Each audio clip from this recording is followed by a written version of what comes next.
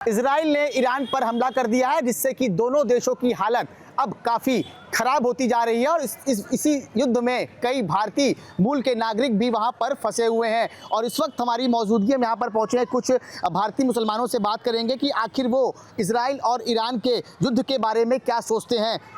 Israel और Iran का युद्ध शुरू हो गया है, कितना नुकसान होगा इससे भारत को? देखिए, निश्चित रूप से न केवल भारत को बल्कि पूरी दुनिया पे जब कहीं भी युद्ध होता है तो उसका असर आता है और हमारे देश पर भी आएगा।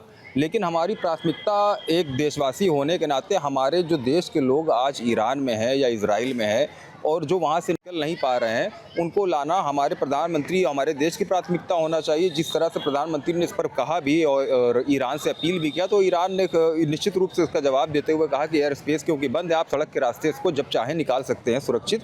वो पूरा समर्थन देने के लिए तैयार है।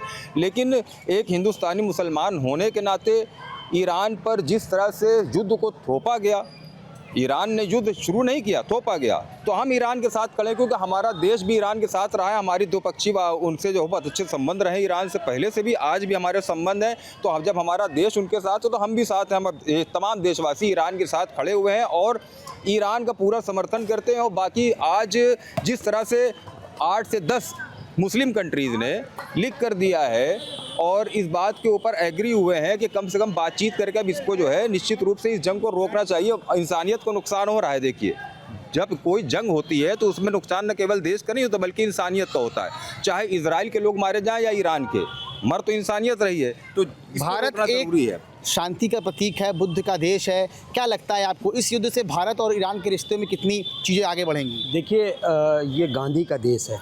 अब पूरी दुनिया अगर गांधी के विचारों को अपनाएगी तो पूरी दुनिया के अंदर कहीं पे भी जंग नहीं होगी, क्योंकि इजराइल की विस्तार नीति जो है पूरी दुनिया के अंदर खतरा बन चुकी है। जिस तरीके से इजराइल हर तरफ जो है आक्रमण कर उनकी ज़मीन को हथियाने का काम कर रही है, जिस तरीके से फ़िलिस्तीन के अंदर वो चल रहा है, जिस तरीके से उसके बाद वो ईरान के ऊपर कर रहा है, तो हमारा हमेशा से ये मानना रहा है कि जंग किसी मसले का हल नहीं है। हमेशा बैठकर जो बातें हमारा देश और तमाम लोग बैठ के कर सकते हैं वो ज़्यादा बेहतर पड़ता है। और जब जंगें होती हैं उससे इंसानियत मरती है और पूरे देश का, पूरी दुनिया का नुकसान होता है। अर्थव्यवस्था एकदम ख़त्म हो जाती है। आज देखिए जंगें हो रही हैं, पेट्रोल का रेट कहाँ पहुँच गया। तो जिस तरीके से जंगें होंगी तो आम आदमी जंग होती है और अर्थव्यवस्थाएं ख़त्म हो जाती हैं। क्या कहेंगे जिस तरह से इजराइल और ईरान का युद्ध छिड़ा हुआ है, काफ़ी भारतीय मूल के लोग भी वहाँ पर फंसे हुए हैं, क्या लगता है कि अमेरिका को बीच में आना चाहिए? बिल्कुल आना चाहिए और अमेरिका ही इजराइल को समझा सकता, बाकी इजराइल किसी की बात मानेगा नहीं। और अमेरिका ने पहले ही कह दिया कि भाई इजराइल अपना समझे बूझे, हमसे लड़ाई से कोई लेना देना नहीं, मगर समझाना चाहिए ये पूरी दुनिया के मानवता के लिए खतरा है। ये युद्ध पूरी मानवता के लिए खतरा है युद्ध। एक भारतीय मुसलमान इस युद्ध को लेकर क्या सोचता है? देखिए, युद्ध तो किसी भी हालात में इसको एक्सेप्ट नहीं किया जाता। जहाँ अगर बम गिरेगा तो वहाँ जान ही जाएगी। ठीक है, इंसान मरेगा तो इंसानियत मरेगी। दूसरी बात ये, अमेरिका ठेकेदार नहीं ना कि वो बंद कराए या चालू कराए। ठीक है, मुसलमान कहीं भी, अगर हमारे देश का मुसलमान इस वक्त ईरान में है और ईरान के अंदर बम गिरता है, मेरे देश के मुसलमान को अगर, या हिंदू या कोई भी जात धर्म का मेरे देश का कोई वहाँ पे मरेगा, तो ये समझ लीजिए इजराइल को छोड़ा नहीं जाएगा। ये हिंदुस्तान भी कमज़ोर नहीं है। आप बम गिरा रहे हैं, आपको समझौता अगर करना है तो टेबल पे आइए। बम से कहीं समझौता नहीं होता, हमेशा टेबल पे होता है समझौता। कोई भी इंसानियत को अगर आप बम चलाएंगे तो इंसानियत मरेगी। भारत के काफ़ी अच्छे संबंध हैं ईरान से, क्या लगता है आपको कि भारत को थोड़ा सा आगे आना चाहिए? बिल्कुल, हमारे ईरान से बहुत अच्छे संबंध रहे हैं और हमेशा जब हमारे ऊपर या उनके ऊपर कभी कोई ऐसी आपदा आती है तो हम लोग बढ़ चढ़ के हिस्सा लेते हैं। मगर जब तक जुल्म करेगा किसी के इशारे पे तो वो तबाह बर्बाद हो जाएगा। इजराइल ये भूल रहा है कि जिस ज़मीन पे वो आज रुका हुआ है वो गाज़ा से लेकर फ़िलिस्तीन तक उसको रहने के लिए दिया गया था। खुद वो उधार की ज़िंदगी जी रहा है और लोगों पर आज जुल्म कर रहा है।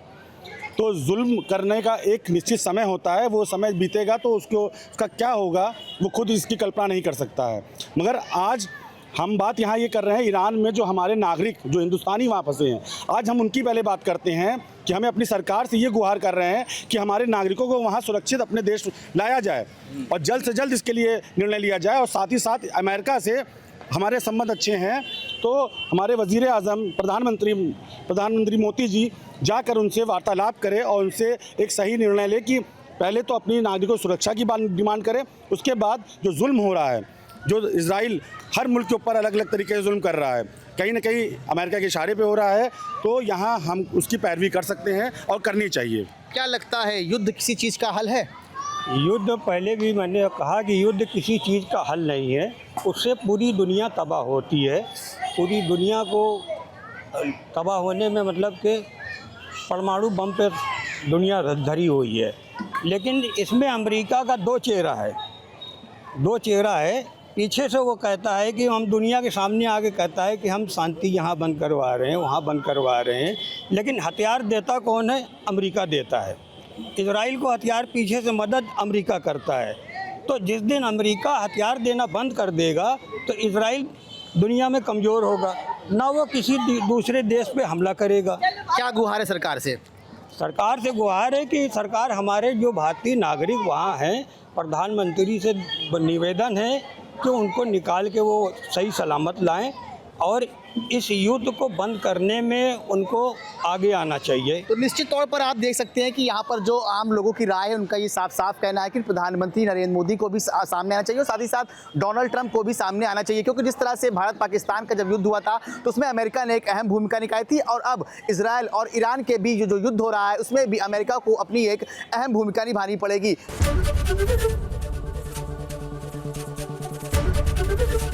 एबीपी गंगा, खबर आपकी, जुबान आपकी।